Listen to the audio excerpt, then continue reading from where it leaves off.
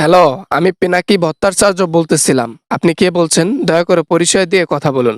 পিনাকি ভট্টাচার্য। আমি শেখ হাসিনা বলতেছি, দিল্লি থেকে। কিছু কথা বলবো, মন দিয়ে শোনো। তোমরা তো শুধু আমাদেরকে বাস দাও। এখন কি হইতেছে বাংলাদেশে দেখছো? আমরা শুধু আপনাদেরকে বাস দেই না, এটা ভুল কথা আপনার। আমরা সত্যের পথে চলি এবং যেখানে দুর্নীতি দেখি বা যেই দুর্নীতি করুক তাদের বিপক্ষে কথা বলি। দেখছো দেখছো মাইলস্টোনের ঘটনাটা, কিরকম ঘটনাটা ঘটলো?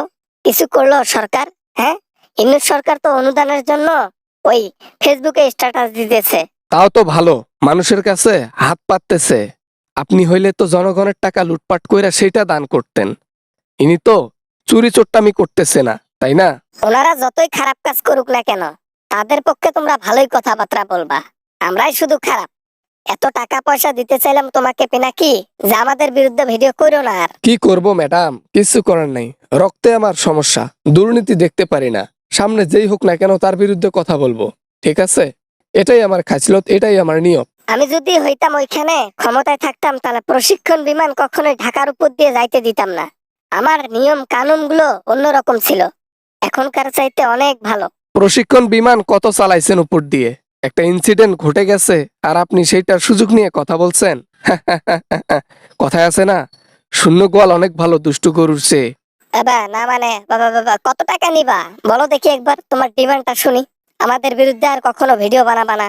আমি তো ইলিয়াসের সাথে কথা বলতে পারি না, ও তো উড়াধুরা আমাকে ধোলাই করে খালি। আমিও তো ধোলাই করি, কিন্তু এখন একটু ভদ্রতা মেনটেন করতেছি, কারণ আমরা শোকাহত। আমাদের দেশে যে ঘটনা ঘটেছে তার জন্য উচ্চস্বরে আপনার সাথে কথাও বলতে পারতেছি না। বাংলাদেশের মধ্যে অশান্তি শুরু হয়ে গেছে অলরেডি। আমার এখন না থাকার অনুভূতিটা বাংলাদেশের মানুষ টের পায়। এখন দেখি সবাই স্ট্যাটাস স্লোগান দিচ্ছে, হাসিনাই দরকার, হাসিনাই দরকার। বাংলাদেশের মধ্যে থেকে হাসিনার বংশ মুছে গেছে, কিন্তু আওয়ামী লীগের, ছাত্রলীগের বংশ এগুলা মুছে নাই। এখন ওরাই সমাবেশ করতেছে, বিক্ষোভ মিছিল করতেছে আর বলতেছে আপনার গুণগান। সমস্যা নাই, সমস্যা নাই। বাংলাদেশের লোক এখন পস্তাবে। সবকিছু ইনসিডেন্ট নয়, এটা প্ল্যান মাফিক করা আমার মনে হচ্ছে। এই নিয়ম কানুন গুলো চেঞ্জ করা দরকার। বিশেষ করে আমি যেটা বলি, শহরের উপর দিয়ে কোনো প্রশিক্ষণ বিমান যাওয়া যাবে না, তাহলে দুর্ঘটনা হইতে পারে। বাংলাদেশের উন্নয়ন কইরা পিছন মাইরা থুইয়া এই যে প্লেন গুলা, যুদ্ধ বিমান গুলা সেই ওল্ড জেনারেশনের রাইখা দিচ্ছেন, যেগুলা নটখটে হয়ে গেছে, সেইগুলা ব্যবহার করতে গিয়ে আজকে এই অবস্থা। হ্যাঁ হ্যাঁ, আমি হইলে এতদিনে সবকিছু চেঞ্জ করে ফেলতাম। বিমান টিমান, যুদ্ধ বিমান, যাই বলেন না কেন, এয়ারপ্লেন যা পুরনো আছে সবকিছু এতদিনে চেঞ্জ করে ফেলতাম। আমি তো নাই। গত 20 বছরে ওই দিকের একটা উন্নয়নও করেন নাই।